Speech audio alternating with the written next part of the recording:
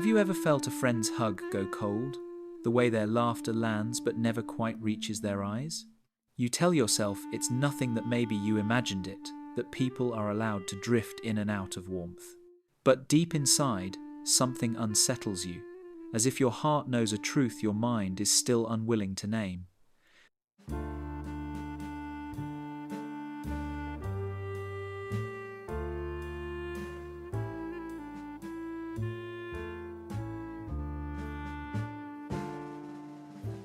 There is a particular pain in discovering that someone who walked beside you never truly stood with you.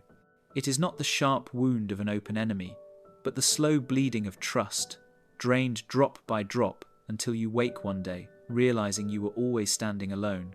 You remember the time you confided something fragile, a secret trembling at the edge of your voice. And days later, you hear it again, not in your own words, but carried by someone else's mouth, twisted, diminished, exposed. The betrayal doesn't come with thunder or fire. It comes with a smile, with a casual tone, with the kind of intimacy that feels manufactured. What makes the fake friend so devastating is not their presence, but their performance. They learn the rhythm of your laughter, mirror your sighs, offer sympathy with eyes that never soften. To the outside world, they look like the epitome of loyalty, the companion who always lingers in your shadow. But shadows don't stay because of love, they stay because of light they cannot produce themselves. Psychologists call this impression management, the art of curating yourself to be what others need or what others admire, while never revealing the true core within. For some, it is a survival mechanism, born of fear, a mask carved during childhood where affection was conditional and love had to be earned. But for others, it becomes something darker. Not just a defense, but a weapon. A mask not for survival, but for control. You begin to notice the patterns. The friend who is closest when you stumble, yet vanishes when you rise. The one who knows the language of comfort, but not the labor of loyalty. The one who claps for you, but whose applause carries the hollowness of envy. And you wonder, how long have they been rehearsing this role? How many of their smiles were scripted lines from a play you didn't know you were in? The truth is haunting. The fake friend is not the villain storming through your life with malice painted on their face. They are the quiet shadow, moving beside you, echoing your steps, waiting for the moment when your weakness becomes their advantage. And yet, what hurts most is not their deception. It's your recognition that you allowed yourself to believe, that you mistook the performance for presence, the mask for the person. But what if this pattern does not begin in adulthood? What if the seeds of the fake friend are planted much earlier, in childhood, where masks are first learned and shadows first begin to form? That is where we must look next. Have you ever noticed how some of the most convincing liars began as children who only wanted to be loved? Picture a little boy sitting at the dinner table, eyes darting between his parents, trying to read their moods before daring to speak. He learns quickly that his words are dangerous, that truth can trigger anger, and so he begins to reshape himself. His laughter becomes louder when his father is in a good mood. His silence becomes heavier when his mother is tired. With every shift, he learns the delicate art of wearing a mask, not out of malice, but out of necessity. Childhood has a way of teaching us what earns affection and what invites rejection. For some, love is unconditional, soft, forgiving, steady. But for others, affection feels like a currency that must be earned through performance, through obedience, through pretending. And when a child learns that being authentic invites punishment, while pretending brings reward, the seed of deception takes root. You don't lie because you want to, you lie because it feels like the only way to survive. Attachment theory tells us that the way a caregiver responds to a child's needs becomes the blueprint for how that child will later form relationships. The avoidant child, ignored too often, learns to withdraw into themselves, masking their hurt with independence. The anxious child, whose parents' love arrives inconsistently, learns to bend and twist to keep affection close. Both discover that to be fully themselves is dangerous. So they practice the performance until it becomes second nature, until the mask feels safer than the skin beneath it. Imagine a little girl who notices that her siblings' failures bring her praise. She learns to highlight her own successes, not out of joy, but to keep love tethered to her side. Or another who realizes that tears are met with irritation, so she dries them quickly, hides her pain, and learns to smile when she is breaking. These small lessons pile up like bricks, building a house of false selves. And though the child grows taller, the walls remain. There is a haunting paradox here. The fake friend of adulthood may have once been the child who only wanted connection. The same mask that now conceals betrayal once shielded a fragile heart. But the mask, once built, does not fall away so easily. It becomes a survival strategy so ingrained that authenticity begins to feel foreign, even dangerous. And so, the child who learned to survive by pretending becomes the adult who wears the mask with ease. The smile that conceals envy, the sympathy that hides resentment, the companionship that carries calculation, all of it traces back to those first fragile years when love was not given freely, but earned through performance. Yet what happens when this child grows into an adult and steps into the world of friendships, where the mask is not just protection but manipulation? That is where the story turns darker. Like a mask painted with warmth but hollow behind the eyes, the fake friend moves through your life with gestures that feel familiar but never entirely true. You can sense it in the way their voice softens when you stumble, offering comfort that feels genuine in the moment, yet somehow curdled with a quiet satisfaction. And then, when you rise, when you achieve something you've long fought for, their silence grows heavier, their smile thinner, their congratulations wrapped in invisible thorns. It is a strange paradox, isn't it? The one who leans close when you are broken is often the same who retreats when you are whole. The fake friend thrives in your weakness, because in those moments your fragility makes them feel secure, but your strength exposes their own shadow. Your success becomes a mirror reflecting back what they lack, and so their loyalty bends, breaks, and reshapes itself into quiet resentment. Everyday life hides countless masks like this. The friend who gossips about you under the guise of concern, saying, "I'm just worried about them," while secretly enjoying the drama. The friend who shows up when it benefits them, who drapes loyalty over you like a cloak, when it makes them look noble, but discards it when the cost becomes inconvenient. Their support is conditional, their presence transactional. Yet they are skilled enough in their performance that you doubt your instincts, convincing yourself that the hollowness in their eyes is only your imagination. Psychologists call this dissonance, the clash between the reality you sense and the narrative you are told. Humans are wired to trust, to believe the smiles of those closest to us, because belonging is not just emotional but biological. Neuroscience shows that the brain's reward centers light up when we feel socially accepted. So you cling to the mask, not because you are blind, but because your body craves the illusion of safety more than it fears betrayal. But here lies the deeper tragedy. The fake friend isn't always consciously malicious. Sometimes they are simply repeating a script they learned long ago.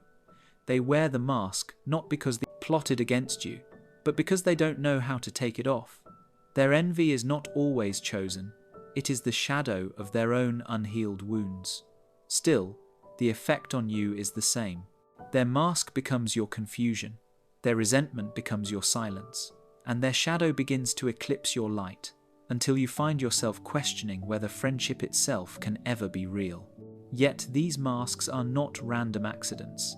They are rooted in deeper psychological mechanisms, in the ancient architecture of the human mind, where deception and survival are entwined. To understand them fully, you must step into the realm of science, the place where brain and behavior expose the hidden mechanics of betrayal. Why is it that betrayal can feel so carefully rehearsed, as if the fake friend was following a script written long before you ever met them? Psychology offers us a chilling answer. Deception is not simply a flaw of character, but a function of the human mind itself. Studies on impression management reveal that nearly everyone learns to curate an image, shaping how others perceive them. You do it too, toning down your truth in a job interview, softening your words in a fragile conversation. But while most people use these masks as small tools of survival, some wield them like weapons. This is where social identity theory comes in. The desire to belong, to appear valuable in the group, drives certain people to adopt roles that serve them even at the expense of others. For the fake friend, loyalty is not an ethic, but a performance. Neuroscience deepens this unsettling truth. Brain imaging studies show that when a person successfully deceives someone for personal gain, the brain's reward centers, especially the striatum, light up, much like they would when receiving money or food. Deception can feel intoxicating, almost addictive. It isn't just that some people lie, it's that their bodies reward them for it. This makes manipulation not just a moral weakness, but a neurological reinforcement, a cycle where betrayal feels good enough to repeat. Here enters the psychology of the dark triad: narcissism, Machiavellianism, and psychopathy. Most of us imagine these traits as belonging to infamous villains or headline-making criminals, but research shows they appear in softer, subtler forms in ordinary people. The narcissistic friend who listens, but only to turn the conversation back to themselves. The Machiavellian friend who appears supportive, yet quietly strategizes to keep you beneath them. The psychopathic traits may not emerge as violence, but as a chilling lack of empathy when you're at your lowest. In daily life, these qualities don't announce themselves. They whisper in half smiles, small sabotages, and the absence of true care. Think of the friend who encourages your worst impulses because it makes them feel superior when you fall, or the one who shares your secret by accident because stirring chaos secures their place in the spotlight. These aren't accidents of character, they are echoes of deeper psychological mechanisms sharpened by experience and rewarded by the brain itself. And yet, even with all this science, what unsettles you most is not the cold mechanics of deception, but the humanity hidden inside it. These are not aliens wearing masks, but people who once learned that manipulation brought safety, that betrayal brought belonging. The science explains how, but it does not absolve the shadow it casts, because beneath the brain scans and psychological theories lies something darker still. The haunting shadow side of human relationships, where envy feeds on love and friendship becomes a stage for hidden war. And it is there, in the shadow, that the fake friend reveals their truest form. A shadow does not exist on its own. It feeds on the light of another.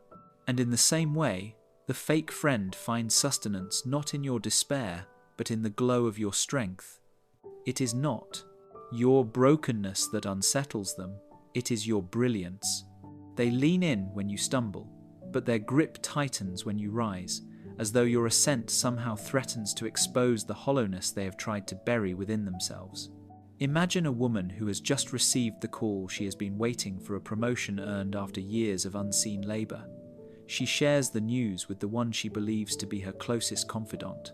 The friend's lips curl into a smile, but behind it, the eyes flicker with something darker.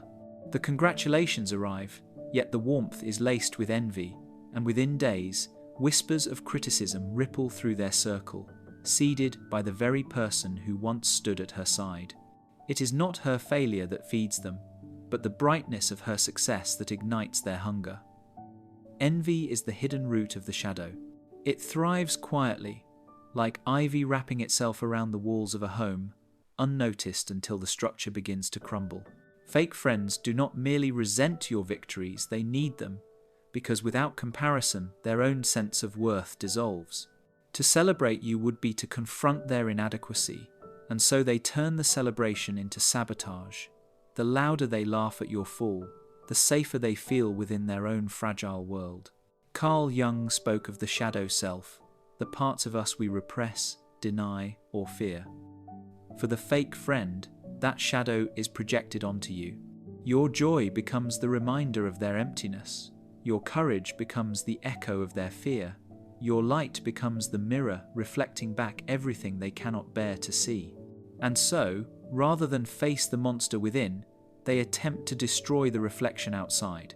This is the paradox of the fake friend.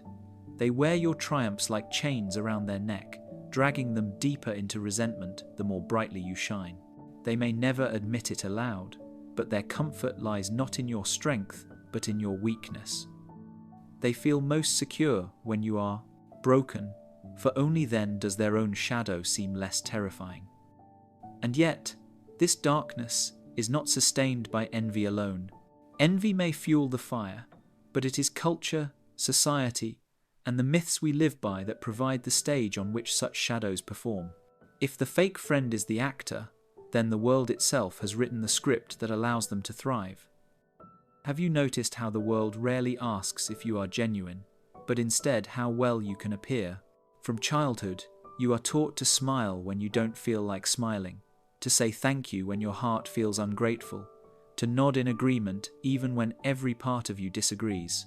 Slowly, you begin to learn that society does not reward truth as much as it rewards performance. And so the mask, once built for survival, becomes the currency of belonging. Modern culture has perfected this illusion. You see it in the way success is measured not by depth but by visibility, not by honesty but by presentation. The networking events where names matter more than souls. The work environments where being agreeable earns more praise than being authentic. And in this quiet conditioning, you begin to notice why fake friends are not anomalies. They are products of a world that prizes masks over reality. Social media is perhaps the purest example of this. Scroll through your feed, and you enter a theatre where every smile is curated, every friendship staged, every declaration of loyalty crafted for an audience. In this arena, fake friends thrive because they understand the game. Connection is not about presence, but performance. A like replaces a conversation, a comment replaces care. And in this fragile economy of attention, the pretender always rises faster than the authentic, because their energy is spent not on truth, but on appearance. Psychologists call this the good person myth, the idea that society values you most when you are agreeable, when you avoid conflict, when you fit neatly into the expectations placed upon you. Yet this myth comes at a cost. For every good friend who smiles through resentment, there is a silent erosion of trust. For every agreeable nod, there is an unspoken truth buried deeper in the shadows. And what begins as social harmony becomes a breeding ground for quiet betrayal. The philosopher Plato described this centuries ago in his allegory of the cave. People chained in darkness mistake shadows on the wall for reality, clapping for illusions while ignoring the truth hidden behind them. In the same way, you may find yourself mistaking the shadow of loyalty for loyalty itself, confusing the performance of friendship with the substance of it. And the longer you remain in that cave, the harder it becomes to tell the difference. But illusions, no matter how convincing, cannot last forever. Masks crack, performances falter, and when they do, the wreckage left behind is not just broken trust, but broken hearts. Because what collapses is not merely an illusion of friendship, it is the fragile belief that love, in this world, could ever be real without pretending. And so you are left with the question that haunts every betrayal. What is the cost of living in a culture that rewards pretenders? The answer lies not in the surface smiles, but in the emotional consequences that follow once the curtain finally falls. Have you ever laughed in a crowded room, only to feel, in the hollow of your chest, that no one truly saw you? That the laughter ringing in your ears was not connection but camouflage? This is the quiet punishment of trusting a friend who was never really a friend. The mask they wore does not just deceive you in the moment, it rewrites the way you see every relationship that follows. Picture a man in his 30s, sitting at a reunion surrounded by familiar faces. On the surface, the conversation sparkles old jokes, shared memories, voices spilling warmth into the air. But inside, he feels the weight of years wasted on bonds that never ran, deeper than convenience. He remembers how often his vulnerability was met not with protection, but with exploitation. And now, even in a circle of people who call him friend, he feels the cold touch of isolation, as if he is standing behind glass while the world celebrates on the other side. Psychologists describe this as the erosion of trust. Once a betrayal has cut you deeply, the mind begins to hesitate, to second-guess the very instincts that once guided you toward belonging. Neuroscience shows that the brain regions tied to social pain, the anterior cingulate cortex, light up in the same way physical wounds do. The fake friend leaves scars not on the body, but on the nervous system itself, teaching you that connection is dangerous, that intimacy is a risk you may not survive again.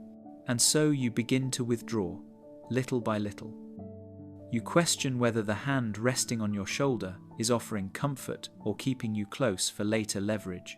You wonder if the smile directed at you is celebration or secret envy.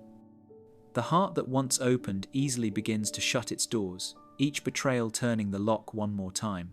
And while you may still laugh, still gather, still share moments, the laughter is thinner, the gatherings emptier, the sharing less complete. The loneliness behind the laughter is not the absence of people, it is the absence of being seen. You can sit in a room full of companions and feel like a ghost because the very act of betrayal has convinced you that your truest self must remain hidden. Depression grows here, in the silent distance between you and others, where mistrust poisons the soil and nothing authentic can bloom. Yet even in this barren place, a question lingers. Must every wound condemn you to a life without closeness? Betrayal may teach you to doubt, but it can also sharpen your vision. There is a path forward, one that doesn't demand the destruction of trust, but its refinement. And to find it, you must learn how to see. More clearly, how to protect without hardening, how to heal without becoming hollow. Have you ever wondered why the wounds left by betrayal linger longer than most? It is because they do not just cut through trust in another, they carve into the way you see yourself. When a friend's mask slips, and you discover envy hiding behind affection, a part of you begins to question whether you were blind, whether your instincts failed, whether perhaps you deserved the falsehood all along. But healing does not come from closing your eyes tighter. It comes from learning to see more clearly. The truth is that people reveal themselves in moments they think no one is watching. The eyes that brighten when you stumble, the silence that grows when you succeed, the words that feel sweet but leave a bitter aftertaste. These are the micro-expressions, the cracks in the mask. Research in psychology shows that even fleeting facial movements and subtle inconsistencies in tone can betray hidden feelings. When you train yourself to notice them, not with paranoia, but with quiet awareness, you reclaim your power to discern. Boundaries, too, are not walls but windows. When you test the strength of a bond by saying no, by asserting a need, you discover who leans closer and who quietly walks away. Loyalty that collapses under the weight of your independence was never loyalty at all. It was dependence disguised as devotion. And by setting these lines, you do not push love away, you invite only what is strong enough to stay. But perhaps the deepest healing comes not from watching others, but from turning inward. Betrayal often exposes not only their shadow, but your own. Jung spoke of integration, the process of facing the monster within, instead of projecting it outward. Journaling, therapy, silence, all of these can help you see where your hunger for approval may have blinded you, where your fear of being alone made you cling to what was never real. When you no longer require constant validation, the fake friend loses their grip, because their power was never in their mask, but in your longing for it. This is the paradox of healing. It does not make you cynical, it makes you discerning. You stop mistaking performance for presence. You stop confusing flattery for love. You begin to choose authenticity over approval, even when authenticity is lonelier, quieter, slower. And in that choice, You discover the rare friendships that do not vanish when the lights dim, that do not tremble in the shadow of your success, that do not fracture when truth replaces illusion. Because healing is not about protecting yourself from every wound. It is about seeing clearly enough to know which wounds are worth the risk. And when you see with such clarity, what remains is no longer just psychology. It is something older, something timeless, something that belongs not only to the science of the mind, but to the wisdom of the soul. The most dangerous fake friend is not the one who whispers behind your back, nor the one who smiles while envying your rise. The most dangerous fake friend is the one you carry within the self that betrays you each time you silence your truth, each time you wear a mask to earn love, each time you choose performance over presence. Think of the countless moments you have dimmed your own light to make others comfortable. The times you laughed when your heart ached, nodded when you wanted to resist, stayed silent when your soul demanded to speak. These betrayals cut deeper than the lies of others, because they are wounds dealt by your own hand. And yet, you forgive them easily, telling yourself it was necessary, it was safer, it was kinder. But safety built on silence becomes a prison, and kindness without authenticity becomes poison. Philosophers have always warned us of this hidden danger. Nietzsche wrote that the most terrifying lies are the ones we tell ourselves, because they shape the very ground we walk upon. Seneca reminded us that the crowd's approval is fleeting, but a person at peace with themselves is unshakable. And Jung, with his unflinching gaze, taught that the mask may protect, but it also suffocates, keeping the soul in exile until courage calls it home. To be your own real friend is not easy. It means standing before the mirror and seeing the shadows you've tried to escape, the envy, the fear, the hunger for validation. It means admitting that sometimes you sought the company of fake friends because their masks mirrored your own. But when you begin to speak your truth, however trembling, you discover something extraordinary. The people who matter lean closer, while the ones who cannot bear the light quietly fade. Authenticity is not about perfection. It is about refusing to betray yourself. When you no longer fear being real, you no longer need the false safety of pretense. And, in that moment, something shifts. You stop seeking loyalty in others who wear masks, because you have finally removed your own. You stop measuring worth by approval, because you have learned the quiet power of standing with yourself. Perhaps this is the final paradox. Real friendship begins not with others, but with you. When you become your own ally, you recognize truth in the eyes of others more easily. When you stop silencing your voice, you hear more clearly who truly listens. And when you no longer betray yourself, no mask can deceive you again. Because the rarest and most unshakable bond is not the one you find in another's smile. It is the one you forge within when you finally choose to be real.